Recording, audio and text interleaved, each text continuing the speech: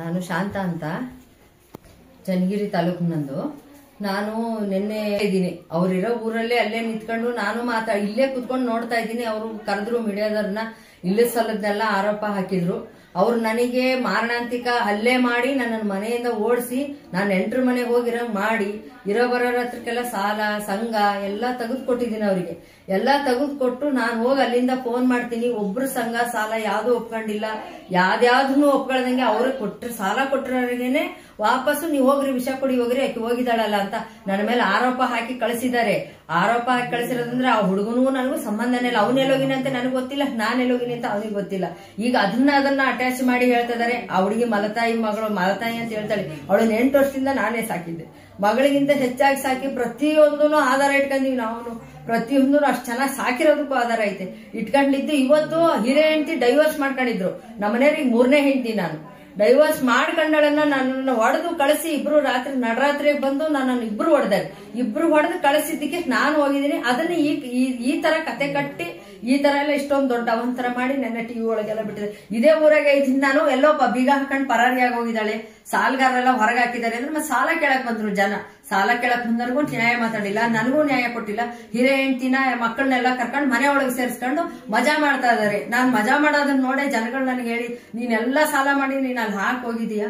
ಅವ್ರು ನೋಡಿದ್ರೆ ಎಲ್ಲರೂ ಸೇರ್ಕೊಂಡು 4 ಜನ ಆರಾಮಾಗಿ ಮಜವಾಗಿ ತಿರುಗ್ತಾ ಇದಾರೆ, ಶೋಕಿ ಮಾಡ್ತಾ ಇದಾರೆ. ನಾವ್ ಹೋಗಿ ಸಾಲ ಕೇಳೋರು ವಿಷ ಕುಡಿ ಹೋಗ್ರಿ ಅಂತದಾರೆ ಅಂತ. ದಯವಿಟ್ಟು ನೀವ್ ಏನಾದ್ರು ಮಾಡಿ ಜನಗಳಿಗೆ ನ್ಯಾಯ ಕೊಡಿಸ್ಬೇಕು, ನನಗೂ ನ್ಯಾಯ ಕೊಡಿಸ್ಬೇಕು. ಅವರು ಯಾರು ಹೋದ್ರು ರೌಡಿಸಮ್ ಮಾಡ್ತಾ ಇದಾರೆ, ಹೊಡಿಯಕ್ ಬರೋದು, ಕೊಲೆ ಮಾಡ್ತೀನಿ ಅನ್ನೋದು. ಅವಳನ್ನ ಕರ್ಕೊಂಬಂದು ಡೈವರ್ಸ್ ಆಗಿರೋ ಹೆಂಡತಿ ಕರ್ಕೊಂಬಂದು ಅವ್ರ ಮಕ್ಳಿಗೋಸ್ಕರ ಈಗ ಆ ಪ್ಲಾನ್ ಮಾಡಿ ಸಾಲನೆಲ್ಲ ಒಟ್ಟು ನನ್ನ ತಲೆ ಮೇಲೆ ಹಾಕಿ ಕುತ್ಕೊಳಕ್ ನೋಡ್ತಾ ಇದಾರೆ. ಅವ್ರು ಇದ್ದಾಗ್ಲೇ ಜೊತೆಗೆ ಊರ್ ಜನ ಎಲ್ಲ ಬಂದು ಸಾಲ ಕೊಟ್ಟಿರೋದು. ಯಾರು ಸಪರೇಟ್ ಆಗಿ ಇಷ್ಟೊಂದೆಲ್ಲ ಸಾಲ ಯಾರು ಕೊಡಲ್ಲ. ಇಷ್ಟು ವರ್ಷ ಆಗಿದ್ದು ನಾನು ಬಂದು ಇಲ್ಲಿದ್ದಿ ಈ ಊರಾಗ ನೋಡ್ತಾ ಇದ್ದಾರೆ. ನಾನು ಹಂಗಿರೋದಕ್ಕೆ ಜನಗಳೆಲ್ಲ ನನ್ಗೆ ಬಾ ನಿನ್ಗೊಂದ್ ನ್ಯಾಯ ಕೊಡಿಸ್ತೀವಿ ನಾವು ಅಂತೇಳಿ ಅವ್ರು ಬಲವಂತ ಮಾಡ್ಕೊಳ್ತಾರೆ. ಹೊರತು ನಾನು ಜೀವಕ್ಕೆ ಎದ್ಕೊಂಡು ಹೋಗಿದ್ದೆ, ಹೊರತು ನಾನು ಇದಕ್ಕೆಲ್ಲ ಹೋಗಿದ್ದಿಲ್ಲ. ಇಬ್ರು ಸೇರ್ಕೊಂಡು ಬಂದು ಹೊಡೆದಾರೆ. ಅವಳು ನಾನ್ ಲೀಗಲ್ ಹೆಂಡತಿ, ನನ್ನ ರಿಜಿಸ್ಟರ್ ಮದುವೆ ಆಗಿದ್ದಾರೆ. ಅವಳಿಗೆ ಡೈವರ್ಸ್ ಮಾಡಿದ್ದಾರೆ. ಅವಳಿಗೆ ಡೈವರ್ಸ್ ಮಾಡಿದ್ಮೇಲೆ ನನಗೆ ಮದುವೆ ಆಗಿದ್ದಾರೆ. ಅವರು ಮದುವೆ ಆಗಿ ಈಗ ದುಡ್ಡು ಕಾಸಿಗೋಸ್ಕರ, ಈಗ ಮನೆಗೋಸ್ಕರ ನನ್ನನ್ನು ಈ ತರ ಎಲ್ಲ ಮಾಡಿದ್ದಾರೆ. ಆಸ್ತಿ ಮನೆಗೋಸ್ಕರ ನನ್ನನ್ನು ಬೀದಿ ಮೇಲೆ 10-15 ದಿವಸದಿಂದ ಬೇರೆ ಮನೆಗೆಲ್ಲ ಕಾಲ ಮಾಡ್ತೀನಿ. ಪಾಪ ಬೇರೆಲ್ಲ ಇಟ್ಕೊಂಡು ಅನ್ನ ಹಾಕ್ತಿದ್ರು ನನ್ನನ್ನು. ಅವ್ರು ಆದ್ರೂ ಇವತ್ತಿಗೂ ಬಂದು ಒಂದ್ ಮಾತು ಕರೀಲಿಲ್ಲ, ಹೇಳಿಲ್ಲ. ನೆನ್ನೆ ಬಿಡಿ ಅದನ್ನ ಕರೆಸಿ ಮಾತಾಡ್ಬೇಕಾದ್ರೆ ನಾನು ಅಲ್ಲೇ ಕೂತ್ಕೊಂಡಿದ್ದೀನಿ. ಅವ್ರು ನಾನು ಇದೀನಿ ಅಂತ ಹೇಳಿಲ್ಲ, ಪರಾರಿ ಆಗೋಗಿದ್ದಾಳೆ ಅಂತ ಸುಳ್ಳು ಸುದ್ದಿ ಹಬ್ಸಿದ್ದಾರೆ. ಸಂಬಂಧ ಏನು ಇಲ್ಲ ರೀ, ಹುಡುಗನಿಗೆ ಯಾವ ಸಂಬಂಧ ಇಲ್ಲ. ಅವ್ರ ತಂಗಿ ಮಗನೇ, ಅವ್ರ ದೂರದ ಸಂಬಂಧಿ ತಂಗಿ ಮಗನೇ ಬಂದು ಮನೇಲಿ ಇದ್ದಿದ್ದು. ಆ ಹುಡುಗಿಗೂ ಅದಕ್ಕೂ ಕೊಡ್ಬೇಕು ಅಂತಿತ್ತು, ಎಲ್ಲ ನಿಶ್ಚಯ ಆಗಿತ್ತು. ಅವಳು ಅವನು ಚೆನ್ನಾಗೇ ಇದ್ರು, ಚೆನ್ನಾಗಿದ್ದೆ ಮದ್ವೆ ಆಗಿರೋದು. ಬಲವಂತ ಮಾಡಿ ವಿಷ ಹಾಕ್ತೀನಿ ಅಂತಂದ್ರೆ ಯಾರು ಹೆದರ್ತಾರೆ ಈಗಿನ ಕಾಲದಲ್ಲಿ. ಅಲ್ಲೇ ಪಕ್ಕದಲ್ಲೇ ಅವ್ರಿಗೆ ಅವ್ರ ಅಮ್ಮ ಅವರ ತಂಗಿ ಎಲ್ಲ ಅಲ್ಲೇ ಇರೋದು. ಇನ್ನೊಂದು ಹೆಂಡತಿ ಏನಿದೆ ಡೈವರ್ಸ್ ಆಗಿದೆ, ಅದು ನಮ್ಮ ಅತ್ತೆ ಮಾವರ ಮನೇನೆ ಅವಳಿಗೂ ಬಿಟ್ಟು ಕೊಟ್ಟಿದ್ದೆ.